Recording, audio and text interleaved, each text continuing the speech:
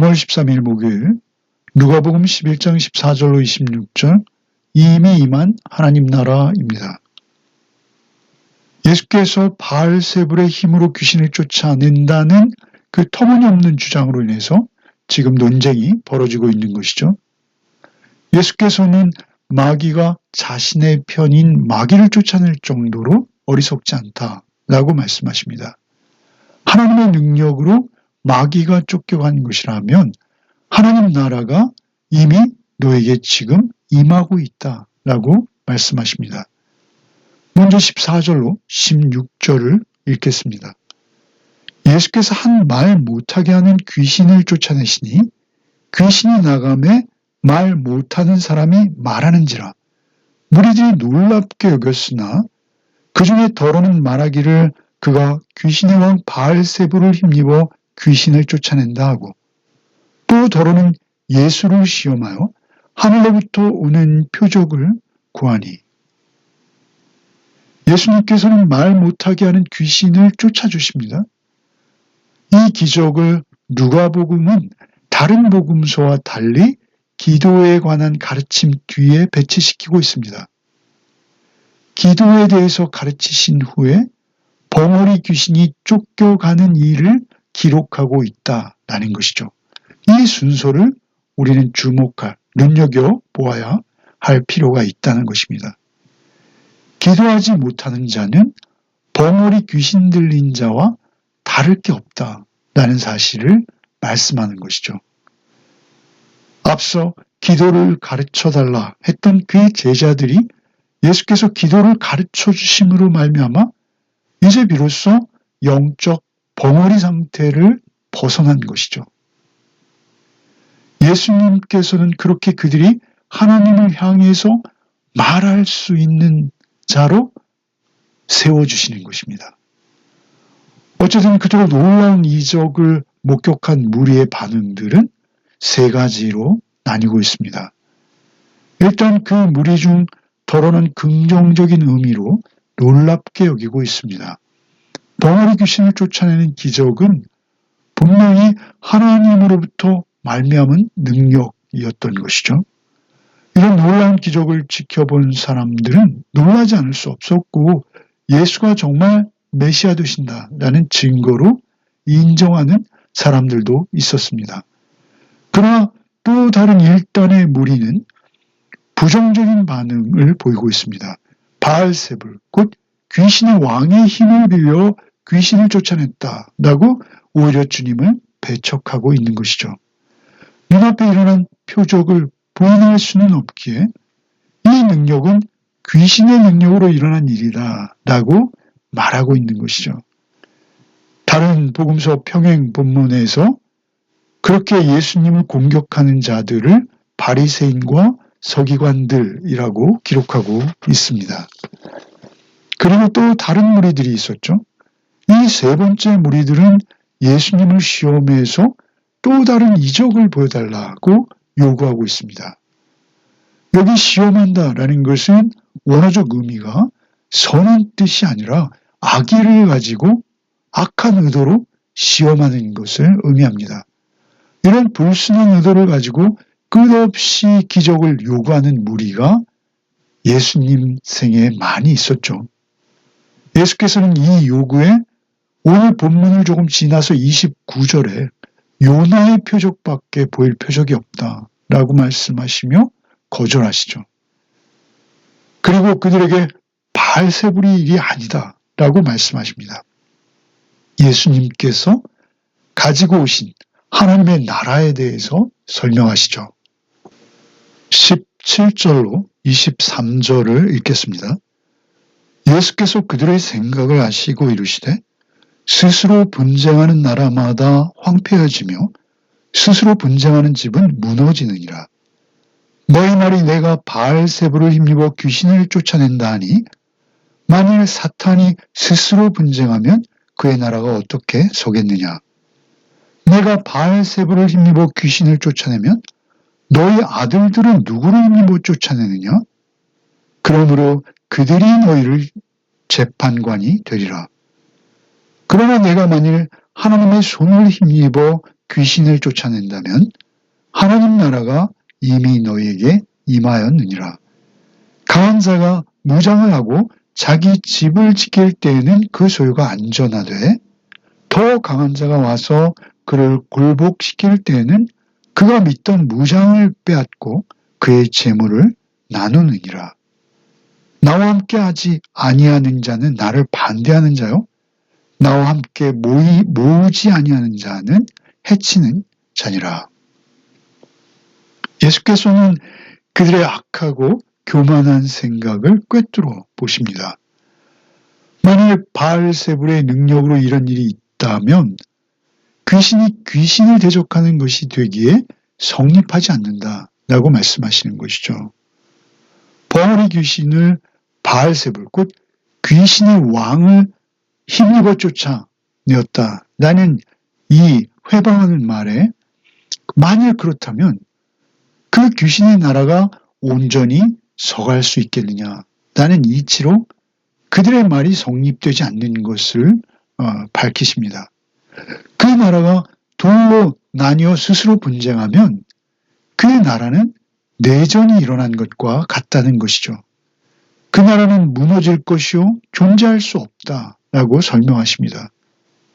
또 하나, 그렇다면 너희들의 아들들, 곧 너희들의 제자들 혹은 추종자들은 어떻게 귀신을 쫓고 있느냐라고 반문하시죠. 당시에도 귀신 쫓는 일을 하는 서기관이나 바리새인을 추종하는 제자들이 있었다고 합니다. 불완전하게나마 그 퇴마사의 일을 하고 있는 자들이 있었던 것이죠. 결과 그들은 스스로 바알세불화하고 마는 것이죠. 너희 아들들, 그들도 귀신을 쫓아내는데 그러면 그들도 귀신의 왕 바알세불의 힘을 빌고 있는 것이냐? 라고 말씀하시는 것이죠. 예수님의 반박 논리는 완벽합니다. 그들이 감히 반문할 수 없는 상황이 되고 마는 것이죠. 이때 예수께서 만일 내가 하나님의 손을 힘입어 이런 일을 하고 있다면 너희 가운데 지금 하나님의 나라가 임하고 있는 것이 아니냐? 이렇게 반문하시죠.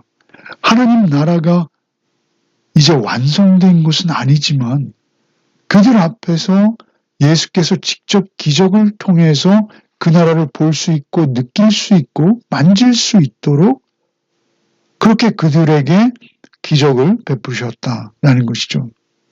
이 일은 하나님의 능력이 사단의 권세를 물리치는 것이다 라는 것을 설명하시는 것입니다. 사단의 지배 아래에 있는 세상 가운데 하나님의 지배가 부분적으로 성취되고 있다라는 것입니다. 종말에 완성될 하나님의 나라가 예수 그리스도를 통해서 이 땅에 임하기 시작했다라는 중대한 선언입니다. 하나님의 능력이 이 땅의 현실 가운데 임하셔서 하나님의 나라를 이루시기 시작한 놀라운 사건이 지금 너희들이 보고 있는 사건이다 라고 말씀하시는 것이죠. 예수께서는 강한 자와 약한 자의 비유를 통해서 사단과 예수님의 권세를 설명하십니다. 사단도 우리가 잘 아는 대로 영적인 존재로 강한 자입니다. 그러나 예수께서는 더욱 강한 자다라고 말씀하시는 것이죠. 더 강한 자가 왔을 때 강한 자의 무장과 재물을 빼앗아 나누면 더 강한 자에게 당할 수밖에 없다는 것이죠. 지금 너희 앞에 펼쳐지는 이 상황은 이런 것이다 라고 설명하시는 것입니다. 공중 권세 잡은 사단일지라도 더 강하신 예수님, 그 모든 천지 만물의 창조주이시자 그 아들이시며 삼위이신 그 그리스도 앞에서 그것은 속수무책이다. 그들은 무장 해제되어질 뿐만 아니라 그들이 가지고 있는 모든 것을 내놓아야 한다라고 그 이치를 설명하십니다. 여기서 무장, 그들이 믿던 무장이라고 할 때 그 무장은 당시 군사들이 하는 투구와 흉배, 군화와 칼과 방패 이런 것들입니다. 여기서 완전히 전쟁의 상황에 비유되고 있는 것입니다. 이 전쟁에서 승리에 참여하는 것, 이것이 지금 너희들이 경험하고 있는 것이다 라는 것이죠. 다만 이 전쟁에 중립은 없다라고 하십니다. 나와 함께하지 않는 자는 나를 반대하는 자요, 나와 함께 모으지 않는 자는 해치는 자다라고 말씀하시죠. 두 나라 어디엔가에 속하는 것이지 어떤 회색지대나 중간지대 그런 건 없다는 것입니다. 예수님과 함께하느냐, 사단과 함께하느냐, 두 가지 밖에 없는 것이죠.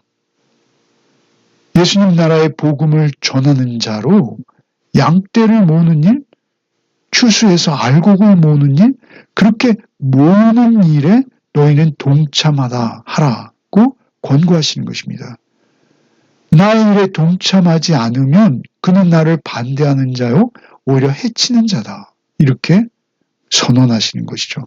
24절로 26절을 읽겠습니다. 더러운 귀신이 사람에게서 나갔을 때 물 없는 곳으로 다니며 쉬기를 구하되 얻지 못하고 이에 이르되 내가 나온 내 집으로 돌아가리라 하고 가서 보니 그 집이 청소되고 수리 되었거늘 이에 가서 저보다 더 악한 귀신 7을 데리고 들어가서 거하니 그 사람의 나중 형편이 전보다 더 심하게 되느니라.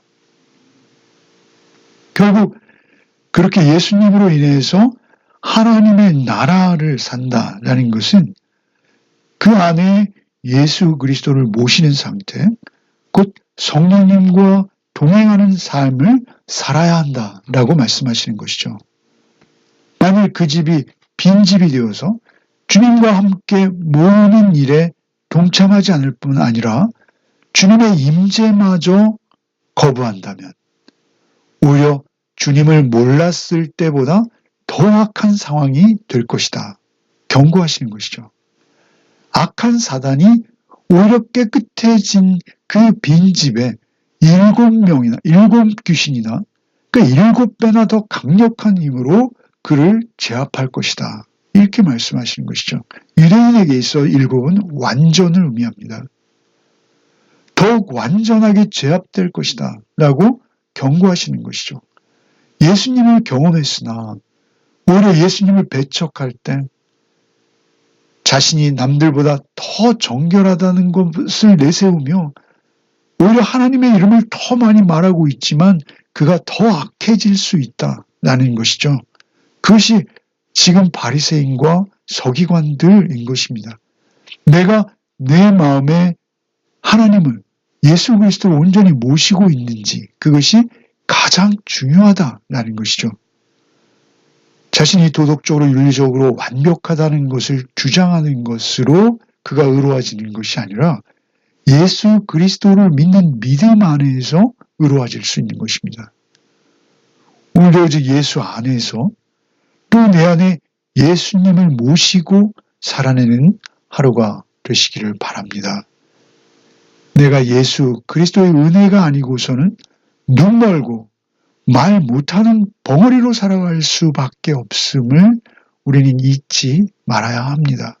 오늘도 오직 예수님 안에서 생각하고 예수님 안에서 판단하고 예수님 안에서 선택하시는 하루가 되시기를 바랍니다.